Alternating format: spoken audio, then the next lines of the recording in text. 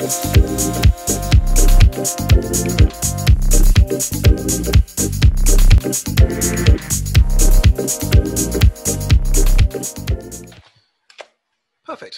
I think we shall start. Are we all ready? Perfect. Right, so welcome everybody, and hello, and thank you for joining us for this session on mergers and acquisitions. Now, I have a sneaking suspicion that there'll be a number of people who say that other topics, other issues might be the critical aspect that we as an industry need to talk about. I would actually challenge that. I would say it's this, the world of M&As. And I would like to explain why. So first of all, I've done some research on this, and thank you, panel, for letting me actually host this. I'm extremely grateful. But one of the things I was doing when I was researching this is the sheer scale of the M&A market globally. And I just wanted to share that one fact with you. The last full year of data was in 2018, and the value of M&A market globally at that stage was worth 3,059 billion US dollars in 1 year.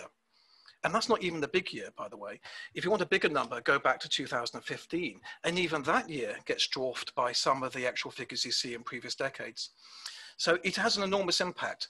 I also want to share just one comment that I actually would like to echo on this, reading about this and understanding M&As much more, is that the more you look at this, whether it's the major companies buying each other out or smaller, where there's a wave of M&As, it can have a profound effect on the industry in question.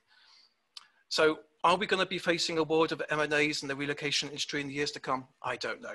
I will leave that to others. But what I do know is we have an outstanding panel here, people who have been through it. They have experienced the M&A journey and are willing to share that with us. So with no further ado, I would like to hand over to the panel. In fact, you're so good, I'm going to ask you to introduce yourselves. So could you actually do that, your company, and just give us your journey in regards to the M&A. So Anna. Hi, thanks so much, Simon. Lovely to be with you all this evening for me. My name is Anna Cavell. I'm based in Melbourne, Australia, and we created a true merger of Elite Woodham's Relocation on the 1st of March 2020. Great timing. And that was from two highly respected DSPs in Australia, Elite Executive Services and Woodham's Relocation Centre, which some of you may know me from before. Yeah, thank you. Thank you. Elaine. Hi everybody, I'm Elaine Herry, and along with my business partner Jose Antonio de Ros, I'm the founder and managing director of Eris Relocation Services in Spain, France, Portugal, Italy and the Netherlands. I'm based in Barcelona, Spain. I used to travel extensively. I don't do so much now. And I began to provide relocation services in Barcelona in 1991. Then in 1994, I established my own company, and in 2007, I merged that company with my partner Jose's DSP company to form Eris Spain. So that was my first experience of merger. And then along with Jose, starting in 2012, we've embarked on our European expansion adventure. In 2012, we acquired Now Relocation and we formed Eris Portugal. 3 years later, in 2015, we started Eris in France. And then in 2017, we acquired NOS Relocation in Italy to become Eris Italy.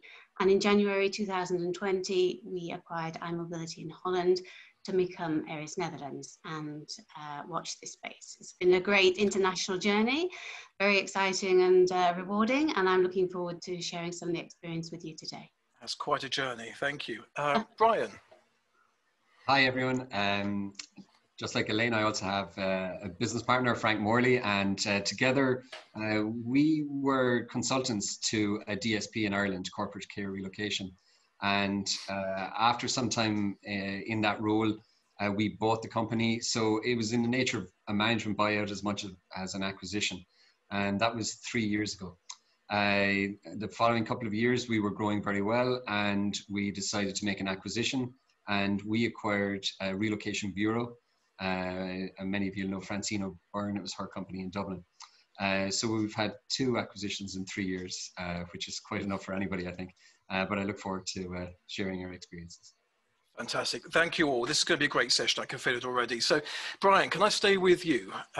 Perhaps I can throw the first question in your direction.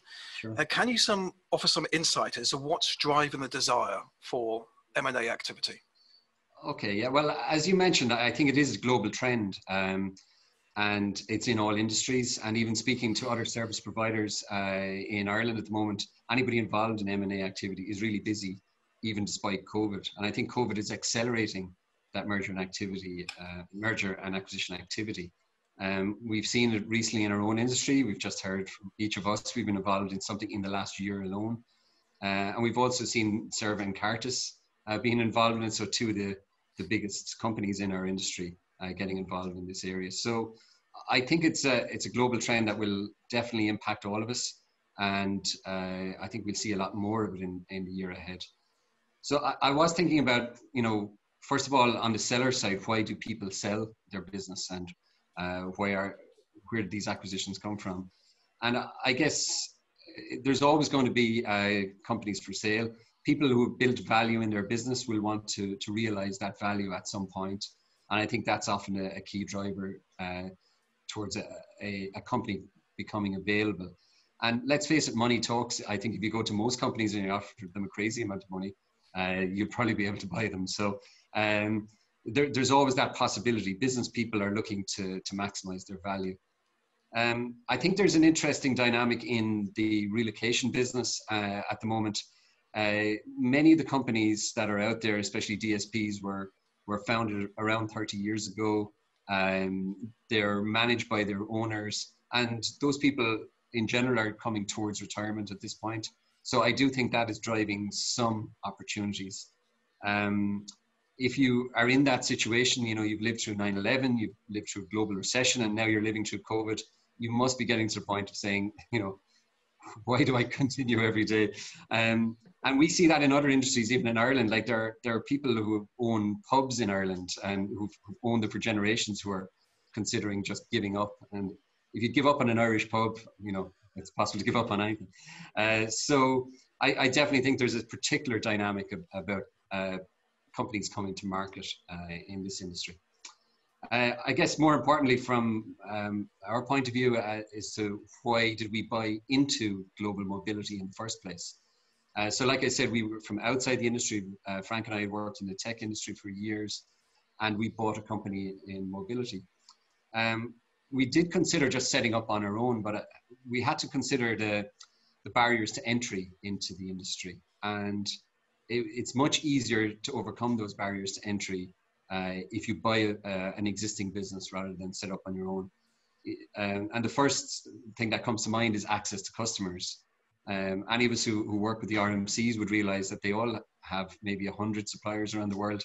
Do they have an appetite to add 101st from an unknown company? I think you're better off buying into that situation and trying to grow from some sort of existing base.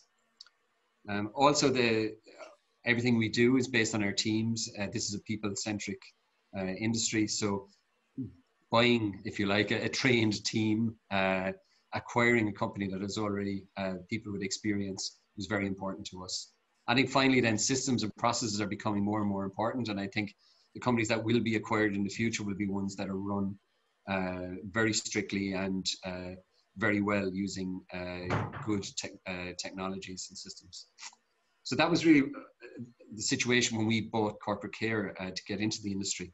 But then last year we acquired one of our competitors. So that's a whole different dynamic and a whole other reason for buying. I think the first thing obviously is you would acquire to grow.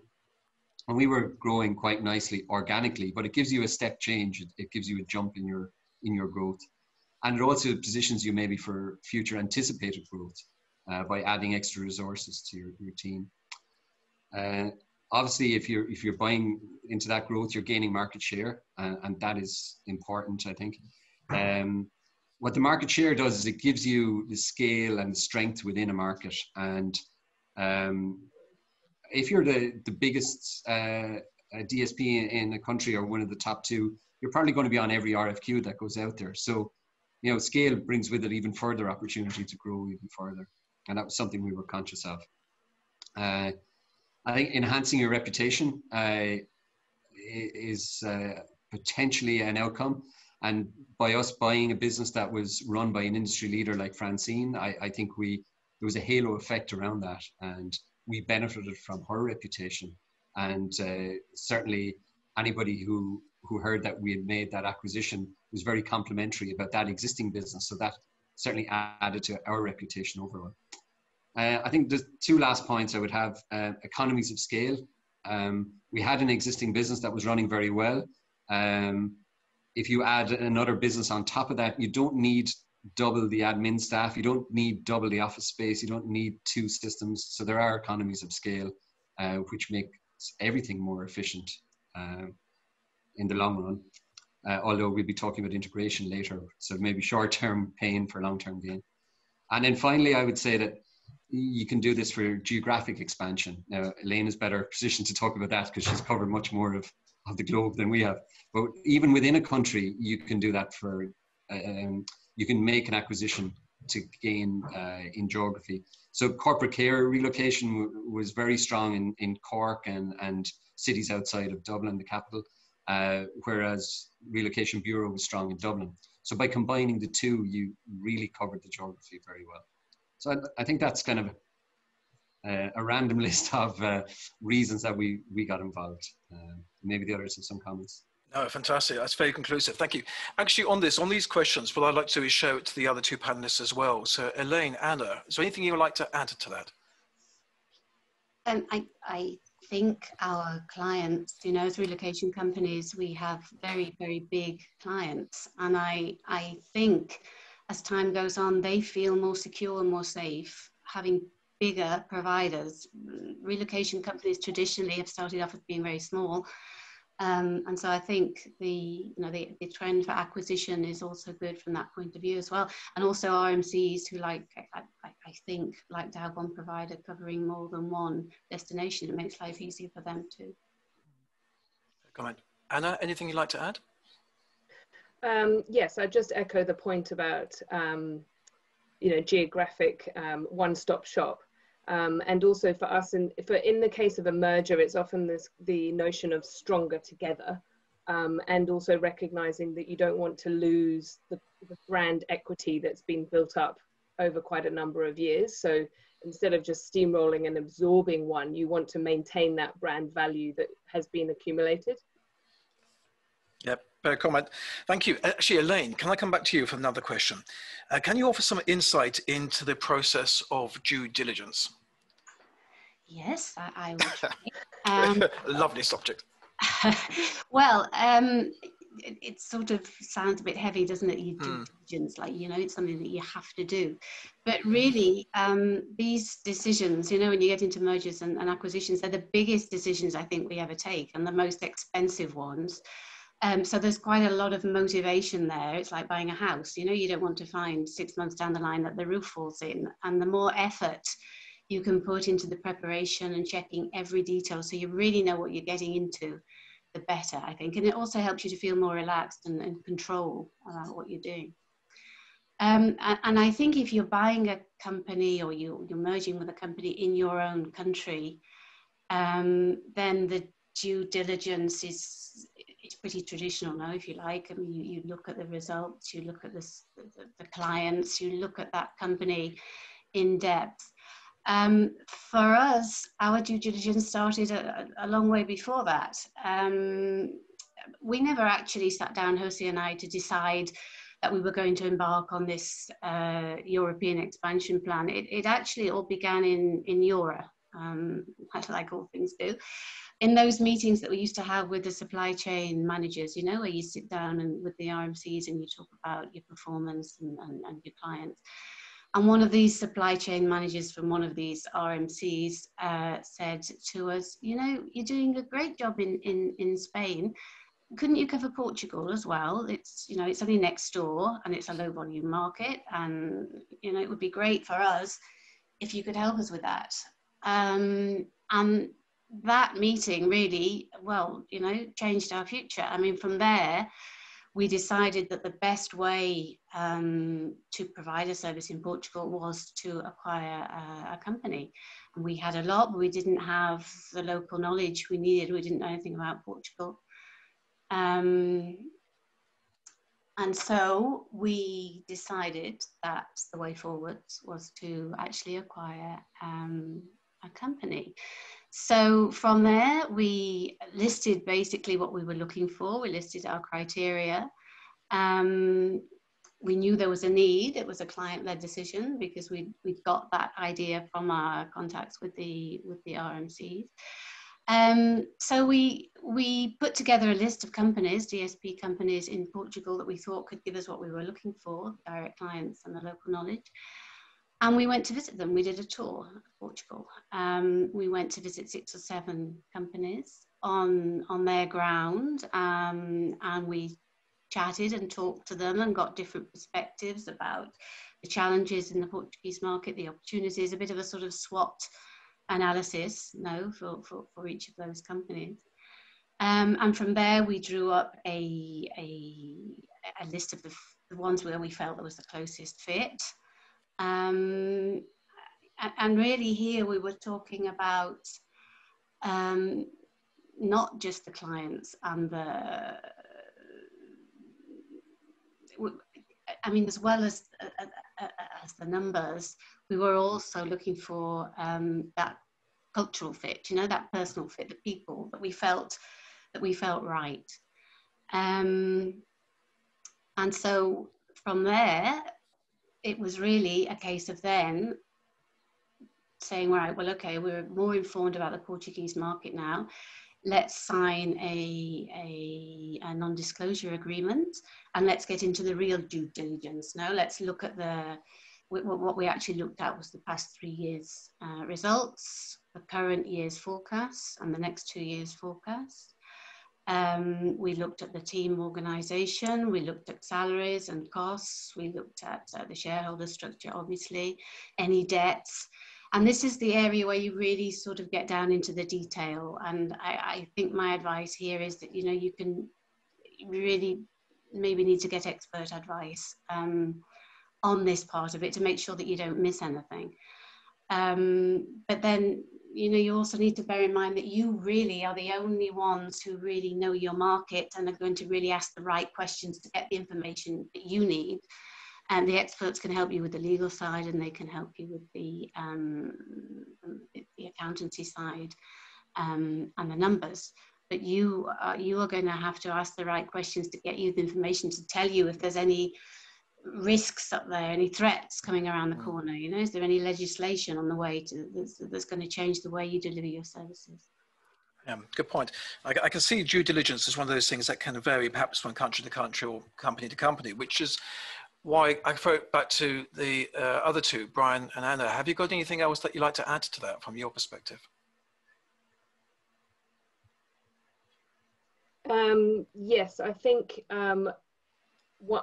looking at the existing contracts of the clients that they have in place, the tenure of those contracts, and whether there's any change of control provisions in there. So you really don't want to, like, you could have a huge contract, but you don't want to trigger an RFP and potentially put that at risk necessarily, or at least if you're going to proceed down this track, you want to be well aware of it, that your one client's most valuable, the other party's most valuable client is a client potential for the future. And I think as well, in analysing the quality of the workforce, if it's a matter of succession planning, really you're also buying into the capabilities of the personnel. And so if that's the case, you really want them to, you need to think about retention. Because you want those key personnel that you're buying to stick around. So you might want to think about some kind of retention bonuses, or, should it go ahead? And I'm getting into integration territory here, but at least part of due diligence of sort of identifying who are the key personnel that really are required to make this a success. Perfect. Thank you. Actually, I want to move on quickly because Elaine mentioned, you mentioned culture a few times in your conversation. So obviously culture, strategy and readiness of any organization, I would suggest, are vital to success. But the question is, how can this best be achieved? Anna, could you offer some insight on that? We could do a whole session on this. Well, if you keep it to within 45 minutes, that'll be great. Okay, I will keep it very, very short. So it's very, very easy to do endless financial analysis and to understand that. But ultimately, so many M&As don't work because the culture of the two organizations was so different and it wasn't given full credit. And because it's intangible, it's very difficult to kind of get a real sense of, you know, the sort of core values and beliefs and, you know, the norms and the understandings of the business. And if you don't really commit to getting that correct from the outset, then you're in an uphill struggle, I would say, from the get-go. And you risk losing key people because your staff can get very fatigued by all of this, and or a massive shift in culture suddenly. And you could, in fact, risk losing clients if you have a complete shift in culture, which may have been entirely unintended. So from a merger point of view, I think the strategy and readiness discussions would have happened quite early on in the piece because you've identified you're coming together. So those questions about, okay, why are we merging? What's the vision for the new business? What kind of business do we want to be? All of those things will have been discussed early on, and that's when culture really needs to feature. So once you've got the core components of the culture agreed by the business owners and the board, then it's a matter of rolling that out and living it. And for us, that was best achieved through really consistent and constant communication. In our case, led by me, so that it could really be driven down. And the other thing that we did was I identified 2 culture ambassadors, one from each side, from sort of senior management from each side, and they were responsible for really driving this new culture that we wanted to have. And I was conscious that they would probably hear more gossip than I would, so I could know that they would have my back in really forging that one company, not the us and them. And I gave them some cross-company, legacy company responsibilities so that minimized the risk of having silos when bringing together two merged entities. Readiness is potentially, you know, has to be considered in terms of stepping back. I don't think anyone's ever entirely ready for a merger or an acquisition. It's such a massive deal, but and it's an emotional time. But I think if you've gone through the due diligence process and it's all going ahead, you should be ready by the time implementation happens. But I think in terms of succession planning, you need to think about, you know, in a merger, do you want to cash out or do you want a future in this? And how do you feel about that? And if in an acquisition, does the buyer want you there or do they want you out? In our industry, it's a very personality driven industry. So it may actually be in your best interest to retain the buyer for a little bit, the seller, sorry, to ensure that continuity with the clients. Because we have so many people, like Brian mentioned, Francine, you know, legends of the industry who are so well known and trusted, and you know, you want their buy-in and you want them to want it to be a success as well. Sorry, I got a bit confused there. Oh, fantastic. Great. I'm actually going to throw this to the other two in a second, but just do a little bit of housekeeping. We've got some good questions coming in already, so I'm just going to keep an eye on them. Just for everybody's awareness, what I'm going to try and do is come back to and do a proper Q&A at the end of the main body of this. So please keep the questions coming in, and I will try and actually direct them back to the panel shortly. But thank you. That's really insightful, Anna. Brian, Elaine, have you got anything you'd like to add to that? Yeah, I was just going to comment that even though I mentioned, you know, things like growth and market share and all that, and due diligence is all a very serious part of that, I don't think you should acquire just for the sake of growth, for example. It should be part of a bigger strategy about what your company is about and what you want it to be. And I think that's where culture really kicks in. So I think it's a hugely important part of it. I'd agree with what Anna was describing. Yeah, totally agree. Thank you. I just move on because I actually made some notes while you were talking. You talked about Anna rolling it out and the actual vision, etc. So I just want to throw this to Brian, actually. What's the view of making the most of the announcements and the PR once you've actually moved forward with the acquisition or merger?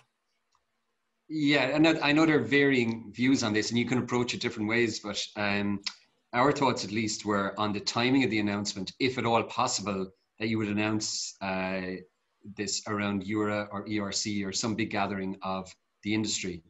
And we were lucky enough that, you know, the timing just so happened that we were able to announce it around ERC timeframe. Because in general, you have to consider who are you telling about this and who do you want to announce to.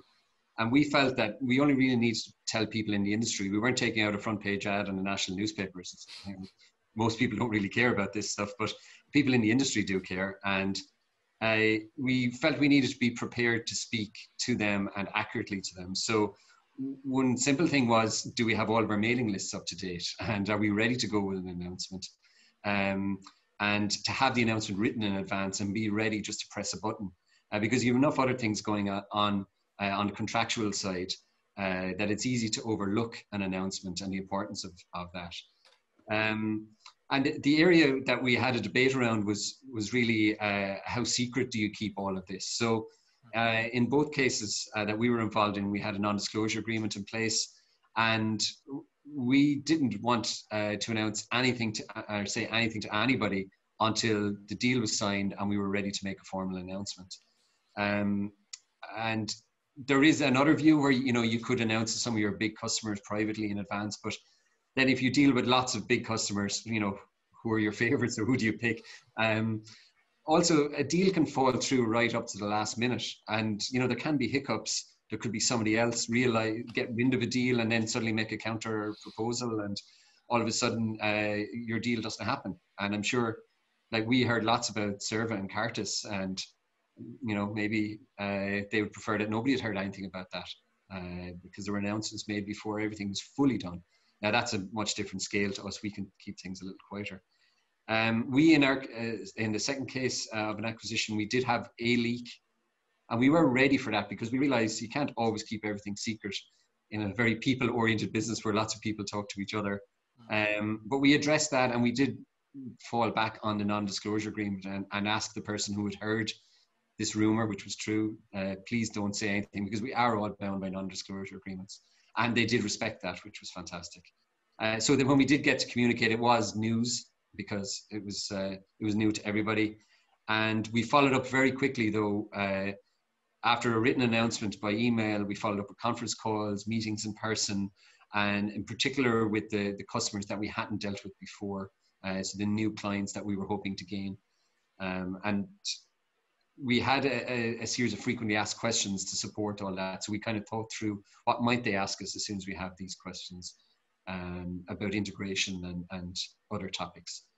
So I think it's a bit about being organized and being somewhat secretive and get the timing right. That would be my points.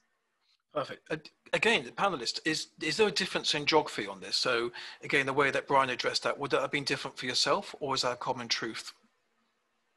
Yeah, pretty similar. I mean, there were cases where we actually, I can remember when we acquired the Netherlands, the managing director of the Netherlands actually went out to her big clients before we made the announcement to test the water a little bit and to talk to them about what it meant for them and to get them on board and to give the positive message that iMobility was going to become a part of the Aries family and all the positive things that meant. And I can also remember going to, having a really stressful time because we were trying to make the announcement at exactly the same moment as this appeared on our web pages, you know, from iMobility in the Netherlands and Aries. And it was like, as Brian says, pressing the button. And so we were all set to press the button, and then it had to update these web pages as well. And it was quite a technical challenge. But I mean, it's an announcement you should get the most from. It's a great opportunity. And, you know, this is the moment that you've been waiting for. Yeah, it's good. Thank you. Anna, anything you'd like to add to that at all?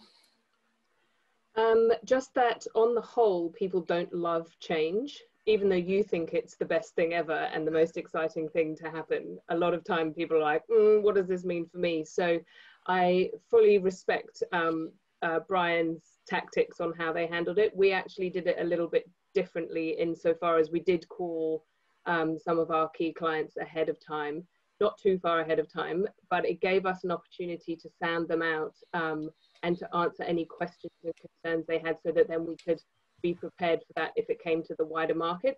And actually we got really positive response from that, but also it made them feel valued, as they are valued, but they were really appreciative that we had thought to, you know, give them advance notice. So, I mean, horses for courses. We'll do that the next time, Anna. Okay, good. Questions are coming in, so we should have plenty of time for questions. Again, just encourage everybody to please tap away. I am looking down at them and we'll make sure we've got suitable time. But if I can go back to Elaine, we talked about businesses and integration, but it strikes me there is a lot to this. So how can this best be managed? Well, it's a project. It's a big project, and it needs a project manager. It needs a leader to drive it.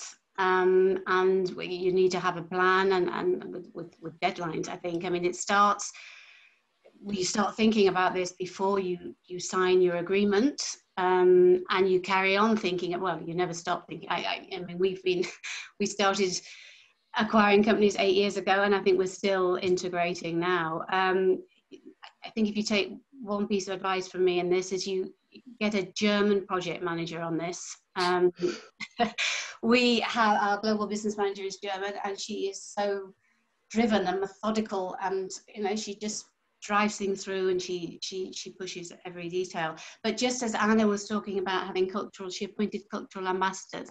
It's a two-way process. Obviously, the integration, it's not just going one way, and you need to be, as you consider the big decisions, like, you know, which IT system are we going to use? So we're going to use ours or yours, or are we going to get a new one, or are we going to use bits from each one? These are the big decisions that you have to get your heads around, and also the integration of the teams, you know, the HR aspect of it. I imagine this wasn't an issue for us because we actually continued with our the owners of the companies continued with their teams in each country.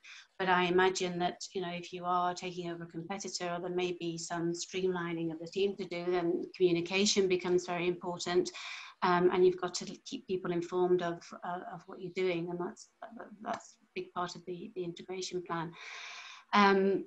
I can remember, as well as these big decisions, there's the details as well, you know, the email signatures, the job titles, the vocabulary that you use in the company. I mean, we have field consultants, relocation consultants, we have collaborators, we have 6 different names for the same title. You need to get those together. You need to agree on which ones you're going to use. Job titles were a nightmare. And I remember we have a little, like a little cute cartoon picture to represent every office. So we have the Eiffel Tower in Paris, and we have the Sagrada Familia in Barcelona. And we were designing or thinking about what we were going to have for the Netherlands, and we were sort of thinking of tulips and windmills. And Christian from the Netherlands, you know, when we contacted her about this, she said, well, whatever you do, no tulips and no windmills. So this again is sort of not imposing what you think, you know, get the message from the other side and come to a decision which, you know, reflects the culture of the country. And apparently windmills and tulips are not the most sophisticated things to have on a logo for your office. It obviously impacts everything in the entire company. We were lucky enough in Portugal to have the same IT system, and we're now going to go live. Actually, as I speak, we're going live with our new IT system, which is going to finally, I think, achieve digital integration throughout our 5 countries and our 8 offices. And that's going to be a great move forward for us, and really help with totally integrating the companies and having a defined image. What I would say is, as you're doing all of this, and it is a big job, but you mustn't lose sight, take your eye off the ball and lose sight of the quality of your service. That has to be your priority. And your clients won't, they won't mind if it takes you a while to get your branding all together and unified, as long as the service that they're getting is what they've always expected. And we, regarding the branding, we actually ran, each country ran its own identity alongside the ERIS identity, and we had to define for how long we were going to do that before the ERIS identity actually took over, and whether that was going to be 2 months or 3 months. But that was quite a nice way to phase those direct clients into the new way. Thank you, Elaine. Just picking up some of that, it seems like a lot of this is to do with the sort of culture of the country, or the actual what's right in that country. So with that in mind, can I ask Anna and Brian, was there anything different for you in this? Exactly the same as Elaine. Teams, systems, communications, culture, customer. She covered everything there. Thanks, Brian. I would just add that the communication. Sorry. Yeah, communication, and also not to underestimate the cost of implementation. It's not a small amount of money to integrate IT systems and everything. Like, the resources that are required is really quite huge. And so I would echo Elaine's point about having an independent person to keep you to task. But we also, because we were quite conscious of the change fatigue, amongst the team, of like, oh my goodness, more change coming, more things changing, and I just want to get on and do my job, and now you're telling me this, and now you're telling me that. So we made a point of making sure that everybody in the team contributed something. So whilst we had an integration project team that kind of did the heavy lifting, every single person did something to contribute to the new EWR company, so that sort of helps them and their sense of purpose and value and things like that, because otherwise it's quite exhausting and everybody can get a bit bored and fed up. Perfect, thank you. Actually, Anna, can I stay with you? I just, again, listening to what you were saying, it's clear that risk and reward is obviously a major factor in any M&A, it goes without saying. But how do you unearth the gems in both yours and the new company's organization? How can that really be pulled out? Yeah, I mean, so everybody knows, and we've already discussed the sort of the obvious benefits of why do you do this? But I think there's so much that you can learn and discover that is not so obvious. The only thing is you must be willing to listen and to uncover. And I think in a merger, you have no choice because you're coming together. In an acquisition, it's a little bit easier to say, oh, it's my way or the highway. But I think actually, if you are able to have empathy and to leave your ego at the door and actually listen and learn, there are so many things that the other side might have done fabulously that you'd have always done your way and you didn't really know. Even if it's a much smaller organization, maybe there's something that they did really, really well. I think that, and also like there's a saying of the sacred cow, the things that you've always done just because you've always done them. And there's nothing like an M&A to shake that up and for you to question, okay, why are we doing this? Do we actually need to continue to do this now? Or should we ditch it or change it? Or is that going to come into the new company or not? So there's a great opportunity to spring clean in many areas of the business. It's quite a good opportunity to revisit your pricing structure. I know that's something in our industry that gets talked about quite a lot. So that it's a good opportunity for that as well. And it's an opportunity to reinvigorate the staff. I know I literally just said about change fatigue, but at the same time, if you can identify and give staff new opportunities or change their reporting lines or give them a new job description, give them a different team to work in, that can be really invigorating and you can get a lot more out of them. So yeah, those are a few things, but I think the key is to be willing to listen and to have that empathy and not just give lip service to it, but to really, really get down and into it and leave your ego behind a little bit. Absolutely, good answer. How about Elaine, Brian? What have you done to actually really unearth the gems in your organizations? I totally echo Anna's comments. I think we've learned a tremendous amount every time we've gone into a new country. We've learned that, you know, that our way is not necessarily the best way, and we need to be open and have an open mind to finding things that, you know, somebody may do better than we've done and improve it. And this way of I think we've developed now in areas that whatever we're introducing, we will always check with the other countries and say, you know, what do you think of this? And it's the way that we keep learning and we keep improving. And integration is a great opportunity for this. Yeah, it's never too late to admit that you were wrong either and roll back on it. You know, we have looked at systems where we've, from the outside, looked at the two systems, say, yes, this one is better. But after a while, we realized the people who worked with the old systems can convince us that actually you've taken the wrong decision here, let's roll back on it and use something else. So it's part of listening and empathy and all those things that have already been mentioned, but admitting you're wrong occasionally is no harm. Perfect, thank you. Right, we're going to move into the Q&A shortly, but before we do that, I would just like to go through all of you and actually ask, if you could give one piece of information to somebody who's about to go through an M&A path themselves, what would it be? Can I start with you, Anna? I would say trust your gut. And can I do two? I'd say trust your gut and don't lose sight of your clients. It is so easy to get entirely immersed and entrenched in a merger or an acquisition. It's such a huge thing. But ultimately, you know, if you don't constantly keep your clients at the forefront, you can have the biggest and the best company in the world and no one to serve. So I would say that's fine. Good answer, thank you. Elaine, what's your nugget of information and advice? I think I would say do your due diligence diligently, rely on your intuition as well, and enjoy the experience. You will learn so much, but you know, it has to be fun. It's not all heavy. And get a German project manager.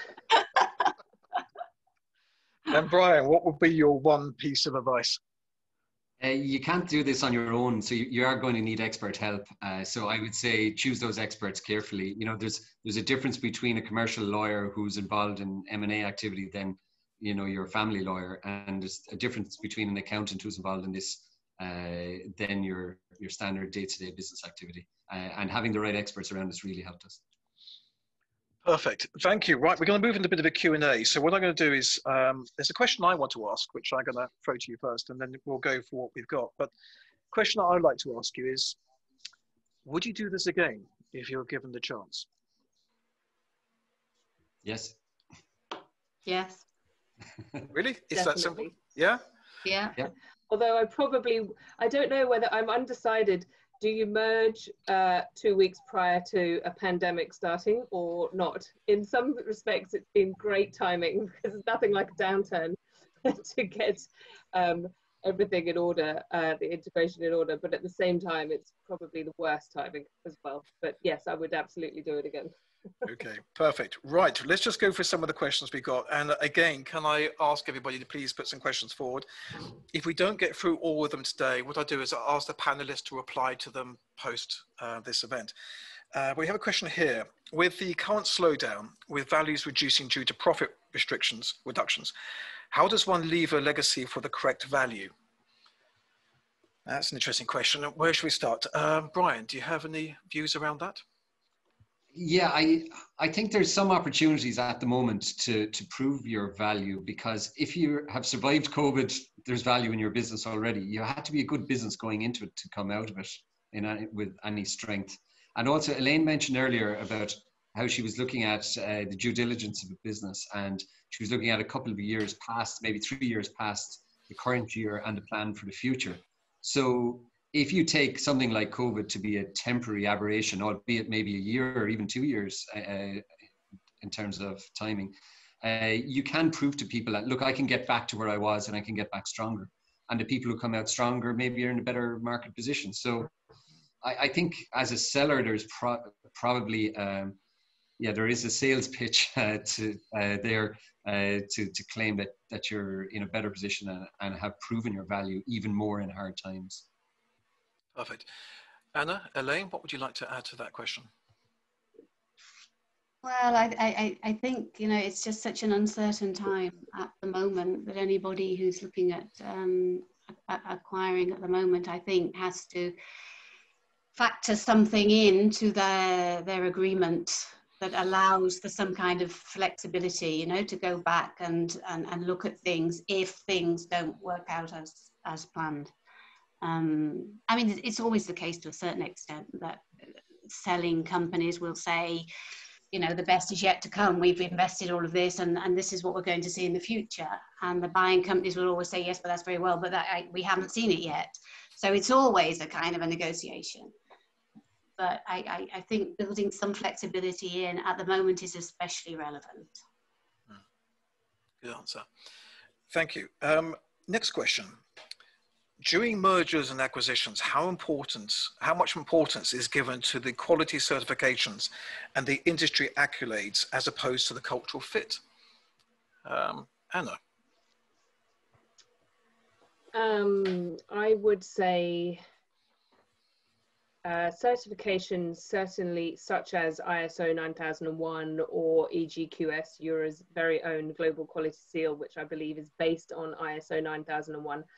They all are good in assuring a buyer that this is a company that is properly run, that has procedures in place, has, you know, KPIs that are measured, has the proper structure, all of those things. You don't want to be buying a company or merging with a company that has none of that in place. So I think that certainly gives you the assurance. But for me, cultural fit would always trump industry accolades, I would say. Yeah. Good answer. Elaine, Brian, would you like to add something? Well, I think both are important. It's nice to see certifications. It shows a company's organized, and accolades are nice to see. In our case, that wasn't as important as the cultural fit, because we were really looking for local knowledge, you know, and cultural fit, because we felt that we could bring the rest and grow the company. So we were looking for a smaller company that didn't necessarily have all of those certifications and accolades, because we felt that that's what we could bring to the table. But it does help when you're looking for organized processes and things. Thank you. Yeah, I think at least with those things, you can, like, the certifications will help you with due diligence. They'll help you with integration, and the quality, the awards for quality will help you to understand that the service to customers is good. And at least you can try and put all numbers on those. The cultural fit is more of a feeling, and I don't know, it's a softer side of it, and it's just as important as all the others put together, I would say.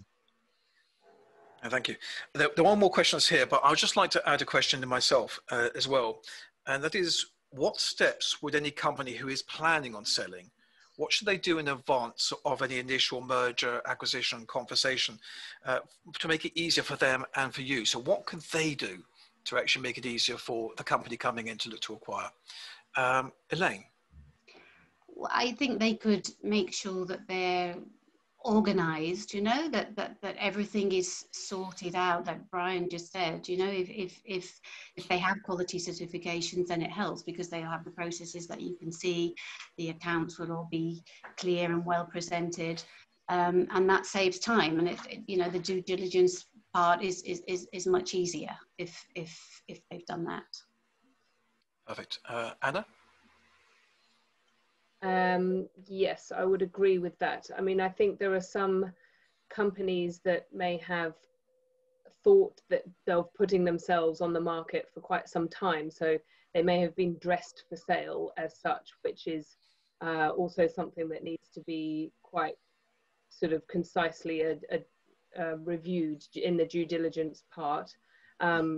but yeah, I think if you're really serious, you need to really really have everything ready to go to share, because it's about trust and in the quality, and you just, I mean, you got to trust that this person knows what they're talking about, and obviously that could be evident through the customers and the clients that they have, and obviously there's a quality there that has, you know, that they've managed to retain these clients for a long time. But what you actually want is the back office, everything to be clearly identified and well managed, really. I think that's really important.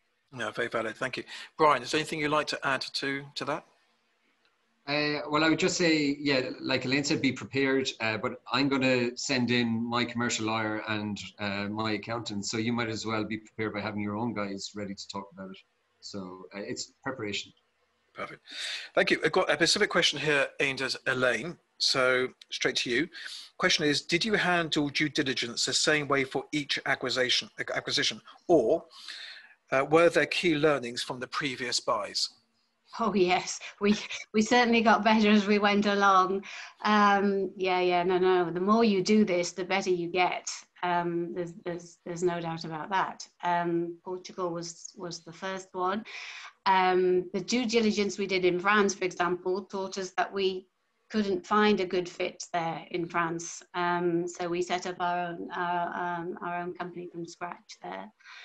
And in Italy and the Netherlands, I mean, you know, as you would expect, things are much more sort of, I mean, I don't want to offend anybody, but things work more efficiently and are more efficiently, and the due diligence was somehow easier in the Netherlands than it was in Italy. That seemed to take a lot more sorting through and working your way through all the detail, because it's different in every country. But we had our, you know, we had our list of things, and then, you know, with due diligence, you just have to be very curious, and you have to ask and ask and ask questions. Anything, you know, when you see extraordinary expenditure in accounts, you need to, you know, what exactly is that? You'd be surprised what can come under extraordinary expenditure. But you've got to know, you know, what you're getting into, and the only way you do that is by really digging deep, and as Brian says, getting experts. And of course, we had to have bilingual. We found bilingual experts in each country to help us, accountants and lawyers, which was a big help. Thank you. I know that question was aimed at Elaine, but does anybody else want to add anything to that? No. Good. Oh, sorry, Brian. No, you're fine. Actually, it's interesting that even just to comment on something Elaine said, is that you don't necessarily have to make an acquisition or other strategy. So if in France you can't find somebody to acquire, you can set up yourself. So it's you can change your strategy halfway through the process. Yes.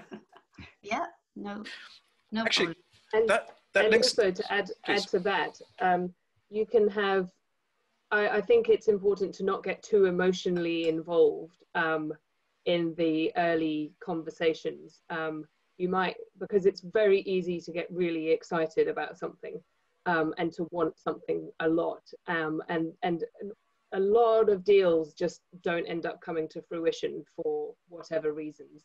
Expectations can't be met or something like that. So I think it's really important to check your emotions and try and deal with it in a very kind of business-like manner, and be aware that often things, it may not happen. I mean, you know, you may be, yeah, this is going to, I'm 70% sure this is all going to happen. And then next week, no, I'm 30% sure this is all going to happen. And then the next week, 65% sure. So it's like, it's a roller coaster for sure. I think it's, yeah. Can I just add, Simon, that also that the question about getting better as we went along, there's also the due diligence from the other perspective. You know, the companies that we were buying, and these were all companies run by women who'd started their business. These businesses were their babies that they'd grown. And it was a very big step for them to form part of, to give that up, to form part of the Aries family, if you like. And so to help them with that, as we went along, the new business owner, if you like, spoke with her, the predecessor. So Christian from the Netherlands spoke with Sabina from Italy, and they, you know, they could ask all their questions. You know, how's it gone for you? What have you gained? What have you lost? And that was something that, you know, as we went along, something extra we could help them with their due diligence to understand what it was going to mean for them, the change. Perfect. Thank you. Looking at the clock, I reckon we've got time for a couple more questions. So one's just popped in, which says, if you want to sell your company, which approach do you recommend? So that's quite an open question. Who would like to take that? Brian? Yeah, I think that goes back to some of the, we were asked what steps would you take in advance. But while we were talking about due diligence and all that, I think maybe if you can think about the culture of your company, and is there another company out there with a similar culture, because they might be the best ones, you know, rather than thinking about it in terms of the numbers. We all agreed earlier that cultural fit is so important. Maybe start thinking about buyers in terms of culture. Thank you. Anna? Oh, I thought you were meaning, would you recommend an acquisition or a merger? And I think that's... Yeah, funny enough, I'm going to ask that next, actually, because I'm really curious. And maybe you can drift into that, if that's okay. Because I'm really curious, actually, when is best? When is a merger better than an acquisition? Perhaps you could express your views on that. So a merger really occurs when it's sort of two equal companies coming together. You can think of, in the global context, Daimler and Chrysler merge, and they retain that brand. Like I said at the start, they retain those names, and they're an equal footing. And also, I guess, what you want out of it. Yeah, do you want to simply sell your business and cash out, or do you want to stay in the game for a little bit longer and be part of that future and forge that dynamic? So I think, but I do think it tends to be more on the sort of friendly terms. A merger is two friendly people coming together. An acquisition tends to be, well, obviously nice. In our industry, everything's nice, but tends to be more of a takeover type structure. But I've only experienced the merger myself, so probably Brian and Elaine should speak to the benefits of an acquisition. Elaine? Well, Jose, I would just think it depends. It depends on what, if you... Go on, Brian. Sorry, Elaine. No, go. Go on, no, you go. Well, I just think it depends on if you want to share your toys or not, you know, and we're not the type to share our toys, so acquisitions suit us better. It's a personality thing. Sorry. Elaine is much nicer. Well, I think Jose and I formed Eris as a result of the merger of our two companies, and, you know, it's probably the best thing we ever did, but we sort of fit Anna's pattern. We were two small companies. And we didn't have any, I suppose we didn't have any money to acquire each other at that time. As we've grown, acquisition has become the obvious choice. And I think it's also very good to always have on your radar, you know, the companies that you think, you know, are acquiring and are growing, and, you know, who's sort of lining up with who. Because the question was a bit misleading, really. I didn't really understand what did they want to sell or want to buy, or where were they coming from? Not sure. Come on. I think we're down to the last couple of minutes. So actually, I'm going to just ask one last question myself to you all, and then we wrap up. Any of the questions being answered, I will ask the panel if they'd be kind enough to apply to post the session. So can I just ask the last question to all of you? And I will start with Anna, if I may. Is, if you're going to repeat this experience tomorrow, what would you do differently? Don't merge in a global pandemic. Good answer. Probably the best answer you could give, yes. Yeah, let me think. I'll think about that and I'll come back. If I can add any more nuggets of gold to that, I will let you know. Understood, thank you. Brian? I'm not sure, probably go in a completely different direction, maybe acquire a different type of company, or go to a different geography, or do something different, you know, not to keep repeating the same thing over and over, because there's diminishing returns in our market. You know, we could go and buy everybody who touches relocation in Ireland, but eventually just, you know, there's diminishing returns to that. So I would say we'd try something completely different. Thank you. And Elaine? well, I'd go to a different country than the ones we've been to already, obviously. And I'd make sure that with hindsight, we're all very, very clever, aren't we? And I'd make sure that the contract had something in it to allow for some flexibility if something happened that nobody had ever in their wildest nightmares ever predicted. Perfect answer. And I think that seems like the perfect time to stop. We're absolutely on point, I think, if I'm looking at the clock. So may I just actually say thank you, everybody in the panel. It was great conversation, great fun. And actually, I have to say I've learned so much from this as well. And hopefully everybody watching has done the same thing. So thank you all. I will hand back to Michael to actually press a magic button to say we finished your session. But thank you all for joining us. Thank you. Thank you very much. Bye. Bye.